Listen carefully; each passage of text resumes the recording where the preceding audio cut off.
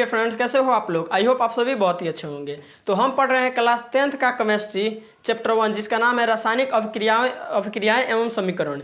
इस चैप्टर का एक लेक्चर हम पहले ही दे चुके हैं और ये इस चैप्टर का दूसरा लेक्चर होने वाला है। और आज के इस वीडियो में हम जानने वाले हैं विभिन्न प्रकार की रासायनिक अभिक्रियाओं के बारे में। रासायनिक अभिक्रियाओं के प्रकृति के आधार पर कई भागों में बांटा जाता है, जिनमें से सबसे पहले हम पढ़ेंगे संयोजन या संश्लेषण अभिक्रिया।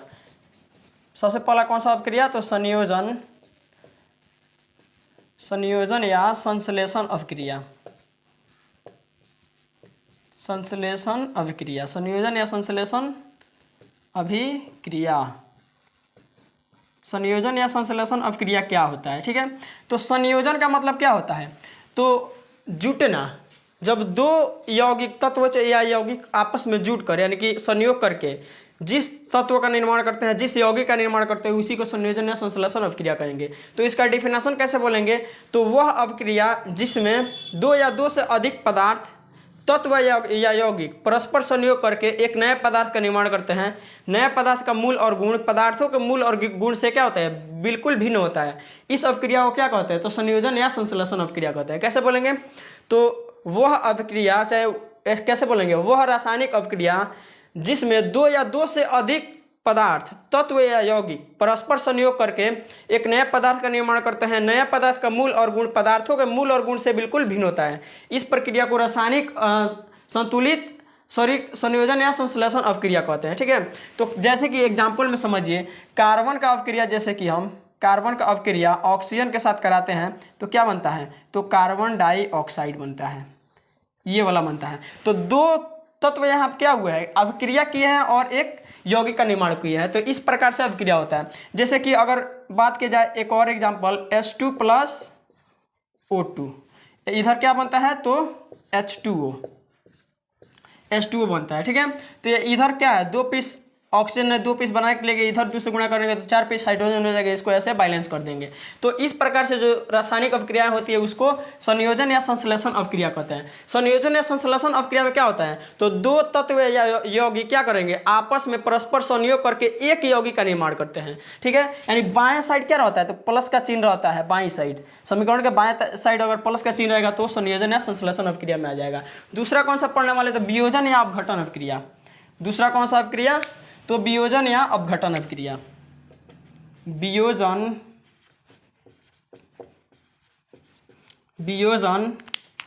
या अपघटन अभिक्रिया। वियोजन या अपघटन अभिक्रिया। वियोजन या अपघटन अभिक्रिया किसे कहेंगे, तो अपघटन का मतलब क्या होता है, टूटना। अपघटन का मतलब टूटना होता है। तो इसमें क्या होगा, कोई एक बड़ा यौगिक का अणु होता है, उसको क्या होता है, तो टूट कर दो या दो से सरल यौगिक का निर्माण करता है, ठीक है। तो इसका डिफिनेशन कैसे बोलेंगे, वह रासायनिक अभिक्रिया जिसमें किसी बड़े यौगिक के अणु के टूटने से दो या दो से अधिक सरल यौगिक का निर्माण होता है और वह यौगिक क्या होता है, वह सरल यौगिक के मूल और गुण से बिल्कुल भिन्न होता है। इस अभिक्रिया को क्या बोलेंगे, तो वियोजन या अपघटन अभिक्रिया बोलेंगे। कैसे बोलेंगे, तो वह रासायनिक अभिक्रिया जिसमें किसी बड़े यौगिक के अणु के टूटने से दो या दो से अधिक सरल यौगिक का निर्माण होता है। सरल यौगिक का मूल और गुण यौगिक के मूल और गुण से बिल्कुल भिन्न होते हैं। इस प्रक्रिया को क्या बोलेंगे, वियोजन या अपघटन अभिक्रिया। कैसे, जैसे कि यहाँ पे एक एग्जाम्पल हम लेते हैं, कैल्शियम कार्बोनेट को अगर हम क्या करते हैं, अगर गर्म करते हैं तो क्या बनेगा, तो कैल्शियम का ऑक्साइड बनेगा और प्लस में क्या बनेगा, तो कार्बन डाइऑक्साइड बनता है, ठीक है। तो यहाँ पे एक बड़ा यौगिक था, इसके टूटने से क्या हुआ है, दो छोटे छोटे यौगिक का निर्माण हुआ है, ठीक है। तो ये था वियोजन या अपघटन अभिक्रिया। इसमें क्या होता है, तो प्लस साइड में प्लस का जो साइन होता है वो समीकरण के दाएं तरफ अगर दिख जाए और इधर एक दिखे तो वियोजन या अपघटन अभिक्रिया होता है। और संयोजन या संश्लेषण में क्या होता है, समीकरण के बाएं तरफ क्या होता है, प्लस चिन्ह लगा रहता है और दो तत्व जुड़े रहते हैं। और इसमें क्या होता है, तो दाएं साइड होता है प्लस वाला। तो आई होप ये सभी आपको समझ में आया होगा। तीसरा क्या होता है, तो वैद्युत अपघटन अभिक्रिया। तीसरा अभिक्रिया के बारे में पढ़ना है, किसके बारे में, तो वैद्युत अपघटन अभिक्रिया। वैद्युत अपघटन अभिक्रिया। वैद्युत अपघटन अभिक्रिया। वैद्युत अपघटन अभिक्रिया किसे कहते हैं, तो इसका डेफिनेशन कैसे बोलेंगे, तो कुछ धातुओं के द्रवित ऑक्साइड तथा क्लोराइड से होकर विद्युत धारा प्रवाहित किया जाता है तो वह अपघटित हो जाती है। कुछ धातुओं के द्रवित ऑक्साइड तथा क्लोराइड से होकर विद्युत धारा प्रवाहित किया जाता है तो वह अपघटित हो जाती है। इसमें जो धातु होता है वो कैथोड पर मुक्त होता है और जो क्लोरीन या ऑक्साइड होता है वो किस पर, तो एनोड पर मुक्त होता है। ठीक है, इसमें क्या होता है, तो धातुएं जो होती है, धातुएं कहाँ पर मुक्त होती है, तो कैथोड पर मुक्त होती है और ऑक्साइड या क्लोराइड कहाँ मुक्त होता है, तो एनोड पर मुक्त होता है। ठीक है, जैसे कि अवक्रिया एक करा के देख लेते हैं। यहाँ पे हम सोडियम क्लोराइड को लेते हैं, सोडियम NaCl सोडियम क्लोराइड है। इसको अगर हम क्या करेंगे, बिजली इसमें डालेंगे, जब विद्युत धारा जब इसमें विद्युत धारा डाला जाएगा तो क्या होगा, विद्युत धारा डाला जाएगा तब ये होता है, सोडियम ऐसे टूट जाता है, सोडियम और प्लस में क्लोरीन बनता है, 2 PCA बनता है और यहाँ पे 2 PCA होता है और ये इसको बैलेंस करने के लिए 2 ईथर दे देंगे। तो अगर सोडियम क्लोराइड में हम विद्युत धारा यानी सोडियम क्लोराइड के द्रव्य में क्या करेंगे, विद्युत धारा डालेंगे तो क्या होगा, सोडियम और क्लोराइड में टूट जाएगा इस प्रकार से। और हम क्या बोले हैं कि कुछ धातुओं के द्रवित ऑक्साइड तथा क्लोराइड से होकर विद्युत धारा प्रवाहित किया जाता है तो वह अपघटित हो जाती है। और जो धातु होता है वो कैथोड पर और जो क्लोराइड या ऑक्साइड होता है वो एनोड पर मुक्त होता है। तो यहाँ पे क्या किए हैं, ये था हमारा एक द्रवित ऑक्साइड या क्लोराइड। ठीक है, सोडियम का क्लोराइड है तो ये क्लोराइड हुआ का, सोडियम ये धातु है और धातु का क्लोराइड है। तो यहाँ पे क्या बनाया, सोडियम बनाया, सोडियम धातु किस पर मुक्त होता है, तो हम अभी बताए हैं कैथोड पर, कैथोड। और ये है क्लोराइड यानी क्लोरीन किस पर मुक्त होता है, तो एनोड पर, एनोड। ये आपको ध्यान रखना है कि धातु जो होता है, जब किसी धातु के क्या बोलेंगे, कुछ धातुओं के ऑक्साइड तथा क्लोराइड से होकर विद्युत धारा प्रवाहित करते हैं तब क्या होता है, वो अपघटित हो जाता है, टूट जाती है, ये टूट कर ये बिखर गया इस प्रकार से। और जो धातु होता है वो कैथोड पर मुक्त होता है और क्लोराइड या ऑक्साइड होगा वो एनोड पर मुक्त होगा। तो इस प्रकार से ये रासायनिक अभिक्रियाएं होती हैं। ठीक है, अगला क्या पढ़ना है हमें, तो अगला अभिक्रिया जो है उसका नाम है एकल विस्थापन अभिक्रिया। एकल विस्थापन अभिक्रिया, एकल विस्थापन अभिक्रिया। एकल विस्थापन अभिक्रिया किसे कहते हैं, तो एकल विस्थापन यानी कि कोई एक, इसमें क्या होगा, कोई एक तत्व विस्थापित हो जाएगा यानी कि वहाँ से हट जाएगा, किसी दूसरे के द्वारा वहाँ से हटा दिया जाएगा। ठीक है, तो इसमें क्या होता है, कोई एक तत्व वहाँ से अपने स्थान से दूसरे के द्वारा स्थापित किया जाता है, दूसरे तत्वों के द्वारा। तो इसका डेफिनेशन कैसे बोलेंगे, तो वह रासायनिक अभिक्रिया जिसमें किसी यौगिक में उपस्थित परमाणु या परमाणुओं के समूह को किसी अन्य परमाणु द्वारा विस्थापित कर दिया जाता है, उस रासायनिक अभिक्रिया को क्या बोलेंगे, तो एकल विस्थापन अभिक्रिया बोलेंगे। वह रासायनिक अभिक्रिया जिसमें किसी यौगिक में उपस्थित परमाणु या परमाणु के समूहों को किसी अन्य परमाणु द्वारा विस्थापित कर दिया जाता है उसे एकल विस्थापन अभिक्रिया बोलेंगे। ठीक है, जैसे कि अगर बात किया जाए फेरस का अभिक्रिया अगर करा जाते हैं यानी कि लोहा का अभिक्रिया सल्फर कॉपर के सल्फेट के साथ, कॉपर सल्फेट के साथ अभिक्रिया कराते हैं तो यहाँ पे क्या होगा, ये जो फेरस है कॉपर को विस्थापित कर देगा यानी इसके स्थान से हटाकर उधर फेंक देगा। तो कैसे बनेगा, ये जुड़ जाएगा सल्फेट के साथ यानी कि फेरस का सल्फेट बनेगा और प्लस में कॉपर बाहर निकलेगा। तो इस प्रकार से अभिक्रियाएं होती हैं। तो ये एकल विस्थापन अभिक्रिया का एग्जाम्पल है। इसमें क्या होता है, कोई एक तत्व विस्थापित हो जाता है।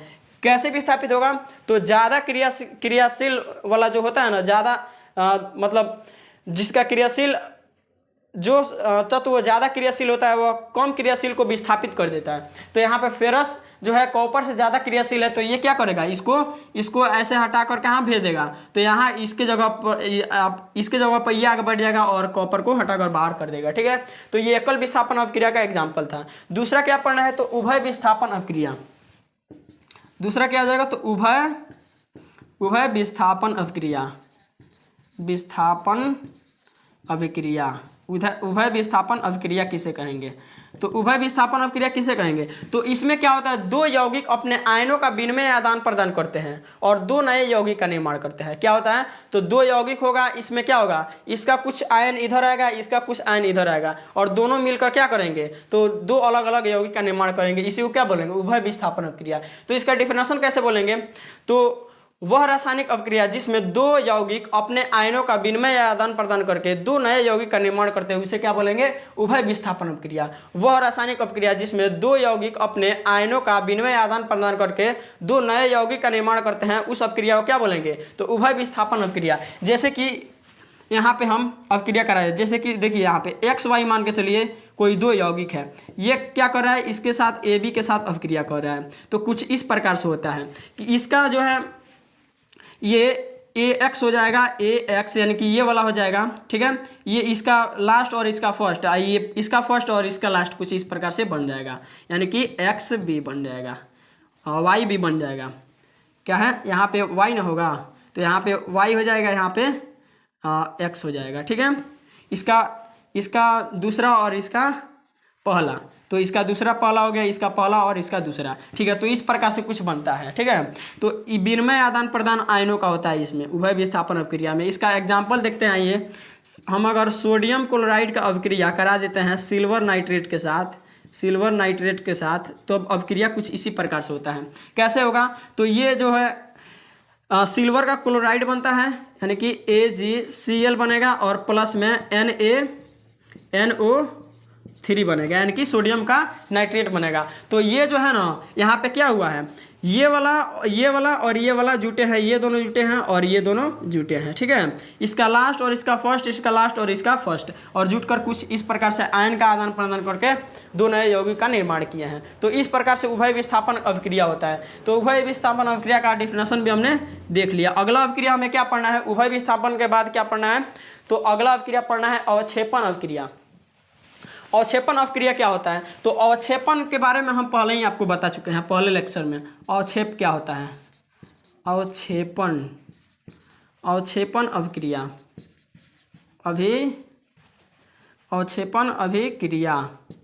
अवक्षेपण अभिक्रिया किसे कहते हैं? तो अवक्षेप एक ठोस पदार्थ होता है जो अभिक्रिया के फलस्वरूप विलयन से पृथक हो जाता है, ठीक है। तो कैसे बोलेंगे इसका डिफिनेशन? तो वह रासायनिक अभिक्रिया जिसमें रासायनिक अभिक्रिया जिसके होने के पश्चात प्रतिफल जो है विलयन के रूप में ठोस के रूप में विलयन से पृथक हो जाता है। कैसे बोलेंगे? वह रासायनिक अभिक्रिया जिसके घटित होने के पश्चात प्रतिफल ठोस के रूप में विलयन से पृथक हो जाता है, यानी कि अलग हो जाता है, उसे अवक्षेपण अभिक्रिया बोलेंगे। जैसे कि यही वाला एग्जाम्पल इसमें बैठता है अच्छे तरीके से। तो इसी को ले लेते हैं NaCl और प्लस में AgNO3, यानी कि सोडियम क्लोराइड का अभिक्रिया सिल्वर नाइट्रेट के साथ होगा तो क्या होगा? AgCl बनेगा, AgCl और प्लस में NaNO3 बनेगा। तो ये जो बना ना AgCl, ये होता है अवक्षेप। क्या है? तो यही है अवक्षेप। इसी को अवक्षेपण अभिक्रिया बोला जाता है। तो आई होप आपको ये समझ में आएगा। अवक्षेपण अभिक्रिया किसे कहेंगे? तो वह रासायनिक अभिक्रिया जिसके घटित होने के पश्चात प्रतिफल ठोस के रूप में विलयन से पृथक हो जाता है उसे अवक्षेपण अभिक्रिया कहते हैं। ये ठोस के रूप में विलयन से अलग हो जाता है अभिक्रिया होने के पश्चात। तो आई होप ये सभी आपको अभिक्रियाएं समझ में आई होगी। तो आप इसका स्क्रीनशॉट लीजिए, आगे की अभिक्रिया को हम देखते हैं।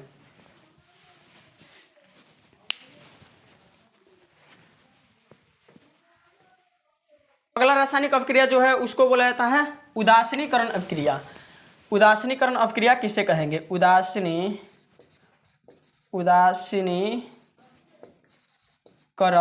अभिक्रिया। उदासीनीकरण अभिक्रिया क्या होता है? तो इसका डिफिनेशन बहुत ही सरल है, यानी कि आसान है। कैसे बोलेंगे? तो बोलेंगे जब अम्ल का अभिक्रिया भस्म के साथ कराया जाता है तो लवण और जल बनता है, इसी को उदासीनीकरण अभिक्रिया कहेंगे। कैसे? तो ये एग्जाम के दृष्टि से बहुत ज़्यादा इंपॉर्टेंट है। कैसे बोलेंगे? तो जब अम्ल की अभिक्रिया भस्म के साथ कराया जाता है तो लवण तथा जल बनते हैं, इसको उदासीनीकरण अभिक्रिया बोलेंगे। देखिए कैसे, यहाँ पे अगर हम कोई अम्ल ले लेते हैं, अम्ल, और प्लस में इसका अभिक्रिया भस्म के साथ कराते हैं, भस्म के साथ, तो क्या बनेगा? तो लवण बनेगा और प्लस में क्या बनेगा? तो जल बनेगा। यही होता है उदासीनीकरण अभिक्रिया। तो इसको अगर आप ध्यान में रखते हैं तो ये डिफिनेशन आपको समझ में आ जाएगा कि जब कोई अम्ल की अभिक्रिया भस्म के साथ कराई जाती है तो लवण और जल बनते हैं, इसी को उदासीनीकरण अभिक्रिया कहते हैं। जैसे कि एक अम्ल लीजिए HCl क्या है?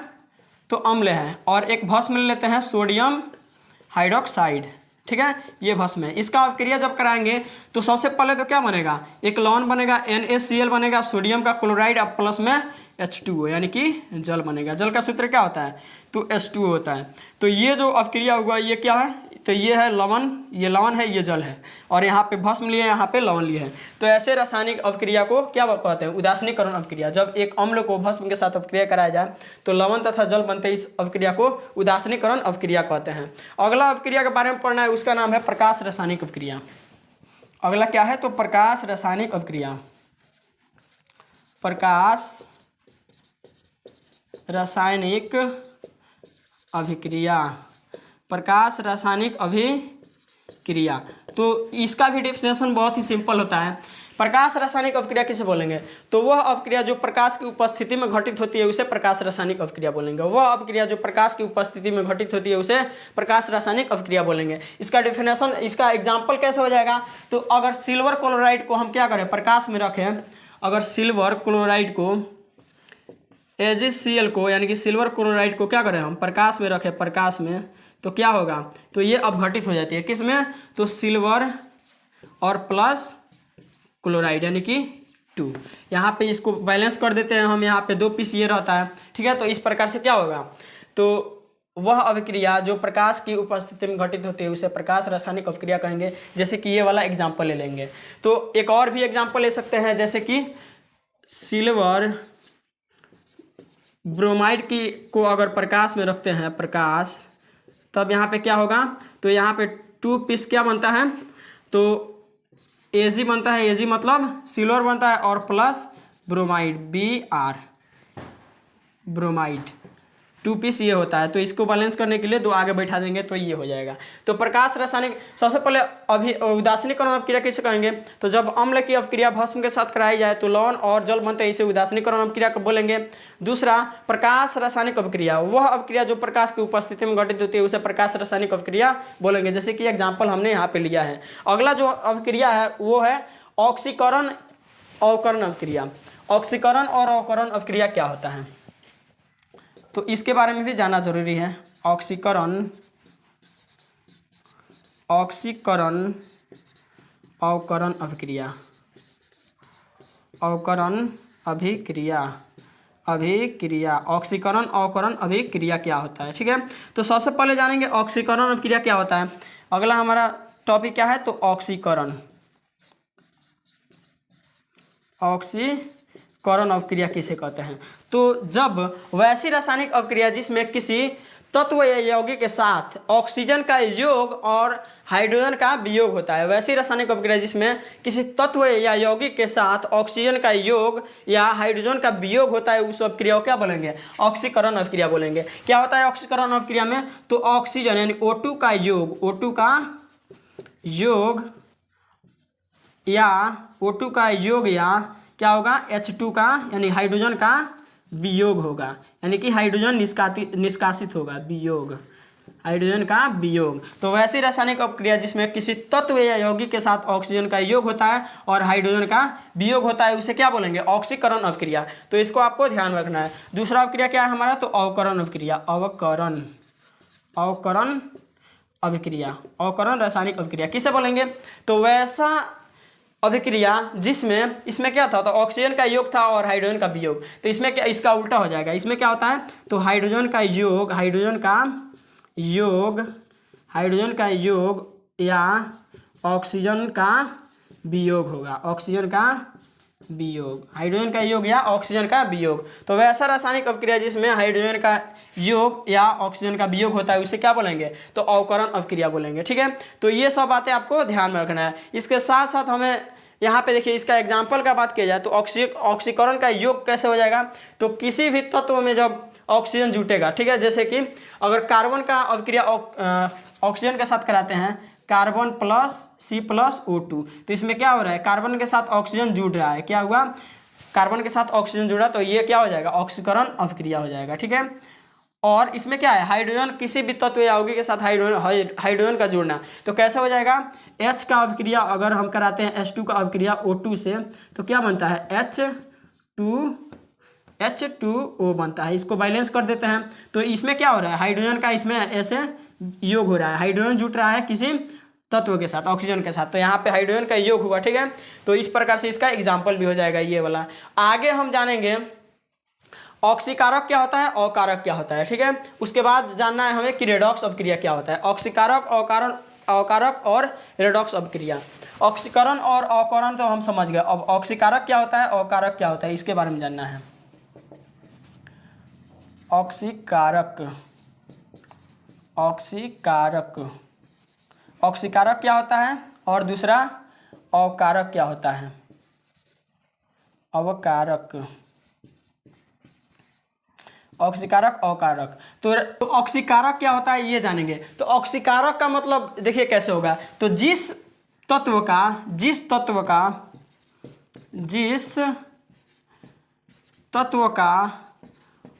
ऑक्सीकरण होता है, ऑक्सीकरण होता है,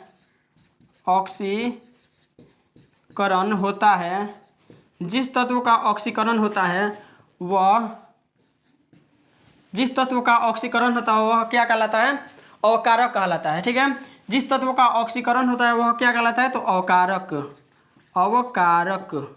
जिस तत्व का ऑक्सीकरण होता है वह अकारक कहलाता है। ये वाला इसका डिफिनेशन होगा, यहाँ गलती से लिख दिया है। ठीक है, तो इसको इसमें चला जाएगा। ठीक है, और ये क्या हो जाएगा, यहाँ पे लिख देते हैं इसके लिए। तो ऑक्सीकारक किसे कहेंगे, तो जिस तत्व का अवकरण होता है उसे बोलेंगे, उसको क्या, जिस तत्व का ऑक्सीकरण होता है वह अवकारक कहलाता है। ठीक है, तो जिस तत्व का ऑक्सीकरण हो उसे बोलेंगे अवकारक, और जिस तत्व का अवकरण हो उसे बोलेंगे ऑक्सीकारक। तो जिस तत्व का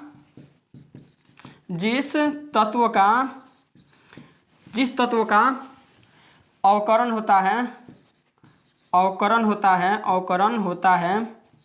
जिस तत्व का अवकरण होता है वह क्या कहलाता है, तो ऑक्सीकारक कहलाता है, ऑक्सीकारक कहलाता है। तो जिस तत्व का ऑक्सीकरण हो वह कहलाएगा अकारक, और जिस तत्व का अकारक हो वह कहलाएगा ऑक्सीकारक। ठीक है, इसको आप थोड़ा सा जो है समझ जाइएगा, ये इसके लिए है और ये इसका डिफिनेशन। ठीक है, तो ऑक्सीकरण किसे कहेंगे, तो जिस तत्व का अवकरण होता है उसे ऑक्सीकरण कहेंगे, और अवकरण किसे कहेंगे, तो जिस तत्व का ऑक्सीकरण होता है उसे अवकरण कहेंगे। ठीक है, तो आई होप ये सभी आपको समझ में आएगा। अगला क्या जानना है हमें, रेडॉक्स अभिक्रिया। एक लगे हाथ जान लेते हैं, रेडॉक्स अभिक्रिया क्या होता है। रेडॉक्स अभिक्रिया, तो रेडॉक्स अभिक्रिया किसे कहेंगे, तो ऑक्सीकरण तथा अवकरण अभिक्रियाएं साथ साथ होती है। क्या लिखेंगे, ऑक्सीकरण तथा अवकरण अभिक्रियाएं, ऑक्सीकरण तथा अवकरण अभिक्रियाएं साथ साथ होती हैं, अभिक्रियाएं साथ साथ होती हैं। इसी को क्या बोला जाता है, इसी को रेडॉक्स अभिक्रिया बोला जाता है, रेडॉक्स अभिक्रिया कहते हैं। इसी को रेडॉक्स अभिक्रिया कहते हैं, अभिक्रिया कहते हैं। इसी को रेडॉक्स अभिक्रिया कहते हैं। अब ऑक्सीकरण तथा अवकरण अभिक्रियाएं साथ साथ होती है जिसे रेडॉक्स अभिक्रिया बोला जाता है। ठीक है, तो यहाँ तक हम समझ गए। आगे हमें जानना है कि दैनिक जीवन में ऑक्सीकरण तथा अवकरण का क्या प्रभाव होता है। ठीक है, हमारे दैनिक जीवन में ऑक्सीकरण तथा अवकरण, ये सभी हम विभिन्न प्रकार की रासायनिक अभिक्रियाओं के बारे में जान लिया। अब हमें जानना है कि दैनिक जीवन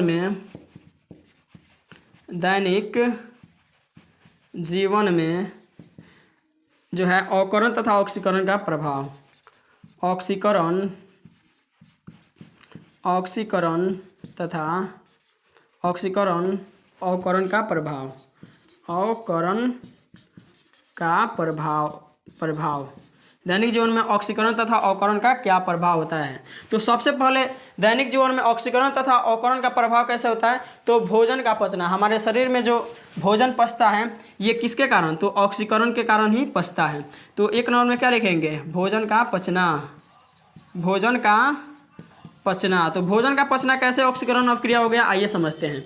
तो जब हम भोजन को ग्रहण करते हैं तो पचने के पश्चात जो भोजन होता है ग्लूकोज के रूप में हमारे शरीर की कोशिकाओं में जमा रहता है, और उसको ऊर्जा कैसे आता है हमारे शरीर में, तो उसको विघटित होना होता है, ठीक है। तो वह ऑक्सीजन जब हम श्वास के माध्यम से ऑक्सीजन शरीर के अंदर लेते हैं तो वह ऑक्सीजन ग्लूकोज को विखंडित कर देता है, तोड़ता है, और तोड़ने के बाद कार्बन डाइऑक्साइड बनाता है, जल बनाता है और बहुत सारा ऊर्जा बनाता है, ठीक है। तो इस प्रकार से हम कोई भी काम कर पाते हैं, ऊर्जा हमारे शरीर के अंदर आता है। तो कैसे काम करता है, तो सबसे पहले हमारे शरीर के अंदर ग्लूकोज का निर्माण होता है। ग्लूकोज का फॉर्मूला क्या होता है, सूत्र क्या होता है, तो C6H12 और O6, ये हो गया ग्लूकोज। हमारे शरीर के अंदर क्या जाता है, तो ऑक्सीजन जाता है, और ये दोनों क्या करते हैं, अभिक्रिया करते हैं, O2 अभिक्रिया करके क्या क्या बनाते हैं, तो कार्बन डाइऑक्साइड CO2 और प्लस में क्या हो जाएगा, तो जल H2O और प्लस में ऊर्जा, प्लस में क्या बनता है, तो ऊर्जा बनता है। तो इसको चलिए बैलेंस कर देते हैं। बैलेंस करने का आसान तरीका हम बता देंगे एक सेपरेट वीडियो में। यहाँ पे क्या करेंगे, यहाँ पे 6 रख दीजिएगा तो क्या हो जाएगा, ये बैलेंस हो जाएगा, ऐसे 6 रख देंगे। तो इस प्रकार से जो है पाचन का क्रिया ऐसे पूर्ण होता है। तो इसको आपको ध्यान में रखना है, ठीक है। इस वाले को ग्लूकोज का सूत्र C6H12 और O6 होता है। दूसरा क्या, हमारे दैनिक जीवन में ऑक्सीकरण और अवकरण का प्रभाव हो सकता है। तो और भोजन का पचना हो गया। दूसरा, भोजन का दूषित होना, भोजन का दूषित होना, दूषित या दुर्गंधित होना, भोजन का दुर्गंधित होना। तो भोजन कैसे दुर्गंधित होता है, तो ऑक्सीकरण अभिक्रिया के कारण ही होता है। जब भोजन बनता है ताज़ा रहता है तो उसका महक होता है और खाने में भी अच्छा लगता है। लेकिन वही खाने को जब लंबे समय तक हम खुले में छोड़ देंगे तब क्या होगा, उस खाने में जो वसा और तेल होता है वो ऑक्सीजन के साथ अभिक्रिया करता है और खाना दुर्गंधित और खराब कर देता है, ठीक है। तो भोजन का दूषित होना या दुर्गंधित होना किसके कारण, तो ऑक्सीकरण के कारण ही होता है। इसके साथ साथ संक्षारण और दहन की क्रिया भी ऑक्सीकरण या अवकरण अभिक्रिया है, ठीक है। संक्षारण मतलब जंग लगना, किसी भी चीज़ में जैसे लोहे की वस्तु में जंग लग जाता है, किसके कारण, तो ऑक्सीकरण के कारण ही। और दहन की क्रिया, दहन मतलब दहन की क्रिया, कोई चीज़ किसके उपस्थिति में जलता है, तो ऑक्सीजन की उपस्थिति में ही जलता है। तो ये 2-4 जो है ऑक्सीकरण तथा अवकरण के प्रभाव हमारे दैनिक जीवन में। तो आप इसका स्क्रीनशॉट लीजिए, और आज के लिए इतना ही। अगले वीडियो में हम इसके पूरे कॉन्सेप्ट को क्लियर कर देंगे।